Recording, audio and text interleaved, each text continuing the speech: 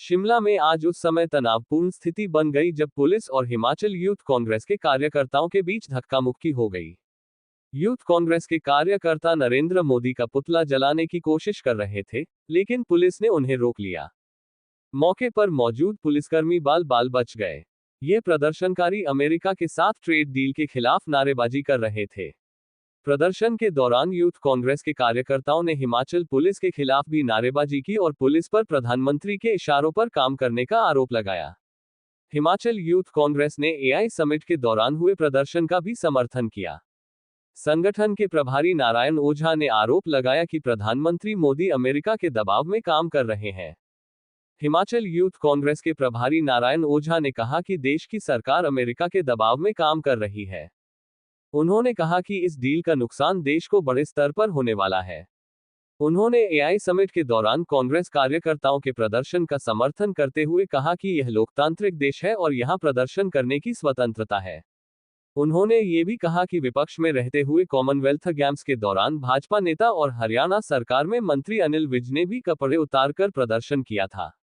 पंजाब दस्तक के लिए सुरेंद्र राणा की रिपोर्ट। इस देश के अंदर विपक्ष का काम और विरोध का दोनों का समान रूप से स्थान है। इस देश के अंदर कांग्रेस की जब सरकार रही है तो एक घटना का आपको सिर्फ याद दिलाता हूँ। कॉमनवेल्थ के गेम चल रहे थे 2010 में। बीजेपी के जो अभी मैं ये कहूँगा बहुत जिम्मेदार पद पर है हरियाणा के विज साहब अपने सारे कपड़े उतार करके उनके नेतृत्व में हजारों की संख्या में लोग जब गेम्स चल रहे थे उस दरमियान कॉमनवेल्थ गेम्स जिस एरिया में चले थे उस एरिया में पहुंच करके प्रदर्शन करे थे।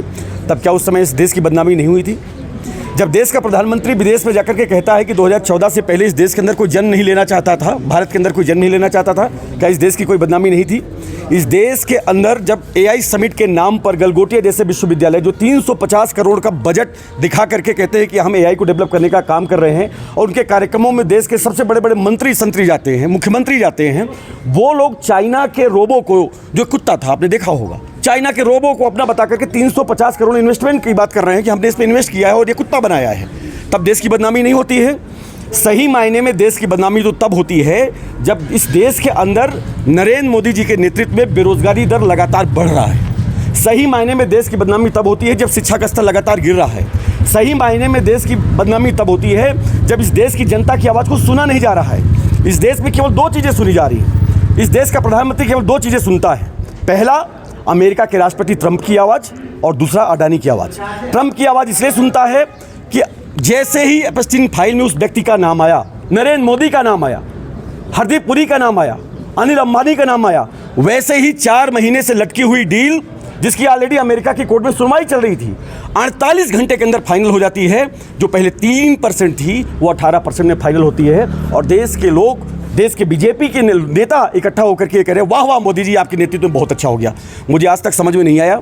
मैंने बचपन से पढ़ाई की है, मुझे 3% से अधिक ही 18% दिखाई पड़ता है। अगर आप में से किसी को लगता हो कि 18% कम है 3% से तो मुझे थोड़ा ठीक कर दीजिए। और उसमें आप ढोल पीट रहे हैं कि हमने इस देश को इसकी डील करा दी। चाहे हिमाचल का मामला हो, चाहे देश के युवाओं का मामला हो, यहाँ भी आरडीजी का जो मामला है वो हमारा अधिकार है। कोई आप हमें खैरात नहीं दे रहे हैं, कोई भीख नहीं दे रहे हैं। 75 लाख जो जनता है यहाँ, उसका अधिकार है। उन्हीं अधिकारों के माध्यम से उनकी सड़कें बनती हैं, उनके स्वास्थ्य का काम होता है, उनको रोजगार मिलता है।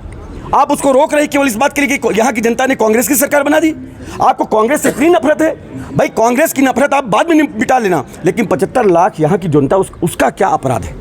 उसके पैसे आप क्यों रोक रहे हैं? इस पर प्रश्न उठाएं। अगर हम कहीं पर भी उठाएं तो मीडिया दिखाएगी नहीं, क्योंकि मीडिया को संदेश आ जाएगा अडानी जी की मीडिया है, अंबानी जी की मीडिया है, फलाना जी की मीडिया है। आप दिखाना चाहेंगे, आप भी नहीं दिखा पाएंगे।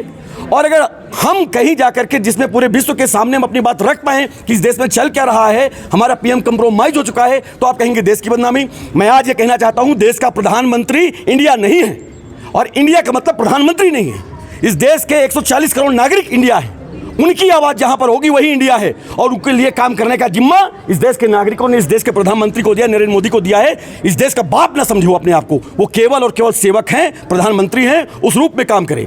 अगर आप विरोध करना हमारा अधिकार है, हम करेंगे, यह हमारा अधिकार है, हम पीछे नहीं हटेंगे। और हम उन सभी साथियों के साथ खड़े हैं जिन्होंने एआई समिट में जाकर के शांतिपूर्वक तरीके से विरोध किया है। हम कतई पीछे हटने वाले नहीं हैं, इससे बड़े विरोध करेंगे हम। हर व्यक्ति की अपनी अपनी सोच है और कांग्रेस तो लोकतांत्रिक पार्टी है, लोकतंत्र को जिंदा रखने का काम उसने किया है। आज़ादी के पहले भी गरम दल नरम दल हुआ करते थे। हमारे यहाँ भी ऐसा कोई बोल सकता है? हम किसी का मुंह बंद करने वाले नहीं हैं। हम बीजेपी नहीं हैं, हम संघ नहीं है कि अगले दिन पार्टी से हटा देंगे। हर व्यक्ति की अपनी आज़ादी है, अपनी अभिव्यक्ति की आज़ादी है, अपनी विरोध का आज़ादी है। हमारे युवाओं ने विरोध किया और हम इसलिए विरोध कर रहे हैं कि इस देश के प्रधानमंत्री ने इस डील में कंप्रोमाइज़ किया है, क्योंकि एप्स्टीन फाइल में उसका नाम है। वो नाम आ जाएगा तो नंगा हो जाएगा।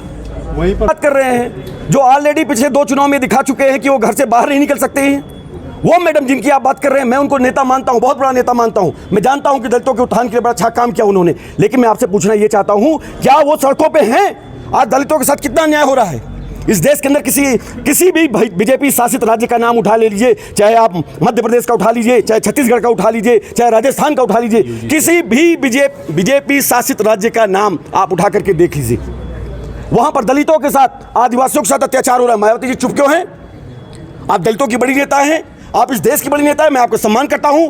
आपको जब यहां से पीछे से घंटी टिन आएगी कि कांग्रेस वाले कुछ अच्छा कर रहे हैं, इस पे आपको बोलना है, नहीं तो आपको जेल भेज देंगे और आपकी तत्काल आवाज आ जाएगी। मैं नहीं मानना चाहता इन बातों को, प्लीज। और बताइए।